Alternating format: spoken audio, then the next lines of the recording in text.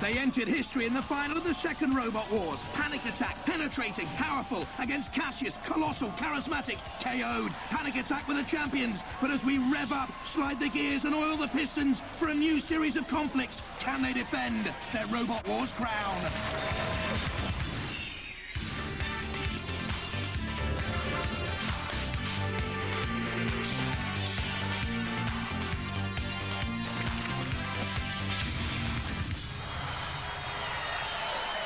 Ladies and gentlemen, please welcome the Terminator's squash partner, Craig Charles. Just when you thought it was safe to go back in the garage, Robot Wars 3, the truce is in tatters, the troops have been rallied, and household appliances across the nation have gone missing. But don't worry, madam, it's all for a good cause. Because this promises to be the biggest, the baddest, the most destructive war yet. And why? Because these robots were built to fight each other. And who are we to stop them?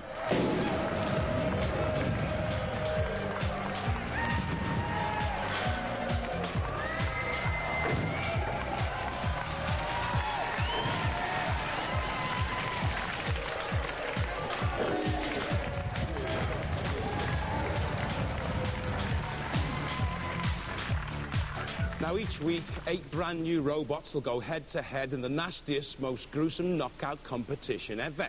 Now, the games may have taken a backseat, but the gratuitous violence has been stepped up a gear, because, well, that's the way we love it. Of course, these roboteers won't just face each other. They'll face the mechanical might of the house robots. The sparks are going to fly when Dead Metal enters the arena, armed with hydraulically driven pincers and a petrol-driven 3,000 revs per minute saw.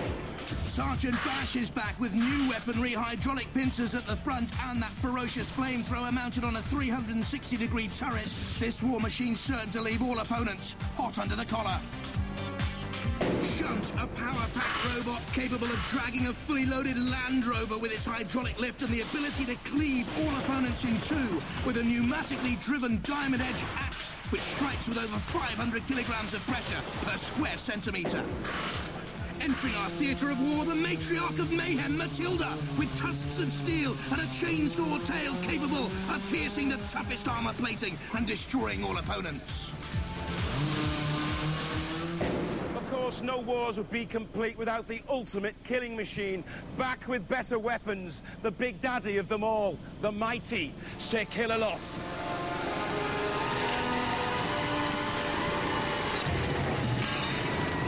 Imagine finding him in your laundry basket.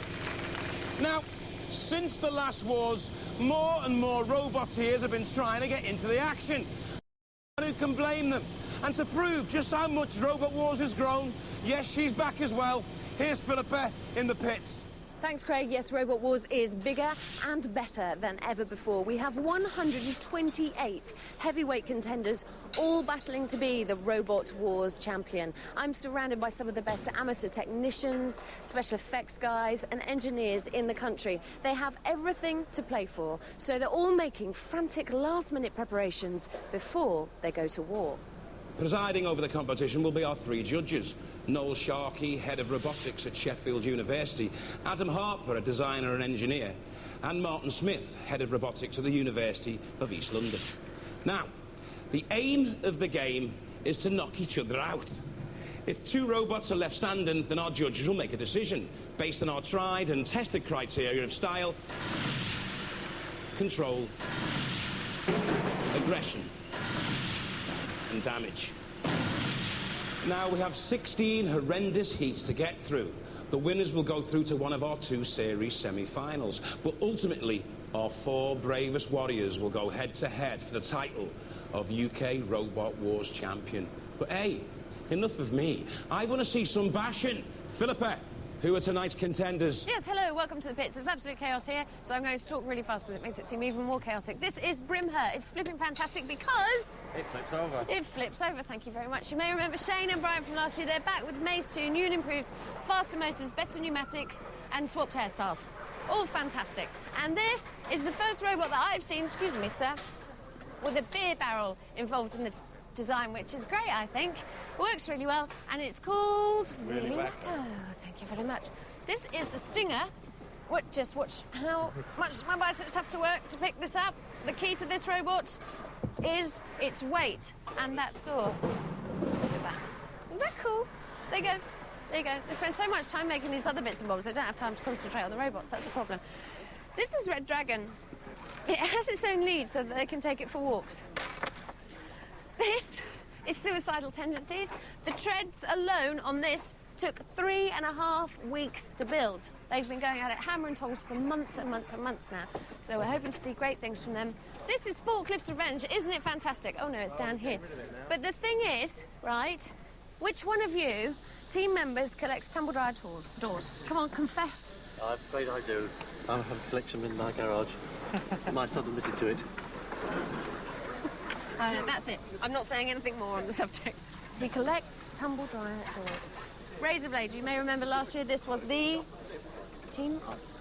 Oh, Killdozer, sorry. Killdozer team, and now they're back with Raizer Blade. We are. And this time they're going to win. We are. And this time they were going to really get the killer lot because she got you last time, didn't they? He did put us in the flames last year, but we're going to get him back this year. OK. Oh, watch that carefully. Johnathan. Phillipa, they're not the only team back. Our first battle has Stinger against the Mace 2 team. They're returning. Then Forklift's Revenge against Suicidal Tendencies. Brmhur against Weeliwako. And they're those Raizer Blade boys against Red Dragon. Let's get ready to Robot Rumble, Craig. The time for talking's over. Let the wars begin. From Lincoln, Stinger. Car parts from a Lotus and leather from a trouser belt were used in the 3-month construction of Stinger. The 3mm body shell steel domes come from a gas turbine, and there's a real sting in the tail. Stinger, 1 horsepower motor in each wheel. Batteries, electronics, everything are inside these wheels here.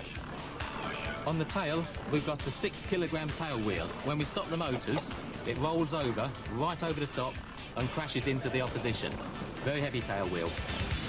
From East Sussex, Mace 2. A semi-finalist in the last series, Mace 2 took just 3 weeks to rebuild around a 3mm thick steel Bosch chassis with aluminium frame. The front lifting ram can hoist 90 kilos. I'm Shane, this is Brian, this is our robot Mace. It's designed around wheelchair technology. The motors have been slightly modified to produce a bit more torque. We've got a front weapon which is pneumatically powered lift, for hopefully picking up other opponents and the back weapon's a high-speed chain flail which rotates approximately 2,000 RPM. Roboteers, stand by. Mace 2 with bot vets Shane Howard and Brian Fountain. And Stinger with the Kevin Scott, Carl Skinner and Johnathan Peli team. 3, 2, 1. Activate. And it's Mace 2 which gets off to the fastest start. In comes Stinger, which, even though it can be flipped over, has what we in Robot Wars call Shrimex, a self-righting mechanism, which we've seen in the past can prove so very, very vital. But it's Mace 2 doing all the work there. And again, Stinger goes up and crashes that great grinding wheel against the floor of the arena. What on earth for? Wasted energy here. Being turned by Mace 2. And Stinger crashes off into the distance again like some massive flailing insect, hopping and bouncing around like a Mad March hare. In again to a... Do they really know what they're doing? Should we have tested them for booze beforehand, I wonder? Mace 2 in underneath Stinger again. Turning in, toppling it, oh, spinning madly. This is great fun. In against the arena wall, they want to give that some punishment. Oh. Well, it was only a matter of time, wasn't it? Absolute Looney Tunes from the Stinger team. Bouncing off Mace 2. Oh, dear. Well, the sting in the tail was that Stinger is well and truly stung. Over and out, I think, for them. Well, through some amazingly erratic driving, Stinger ends up in the pit and out of the competition. The new improved Mace, Mace 2, goes through.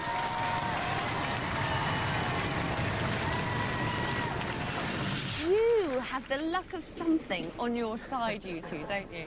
There's some little shining star above your head. I saw it in the last war, this shiny star that always brought you through, and it's here again. You're both so rubbish at being confident. Oh no, that's us out then. Have you seen the competition? Oh well, we'll be out then. Well. And you always come back. We're feeling a bit better now, anyway.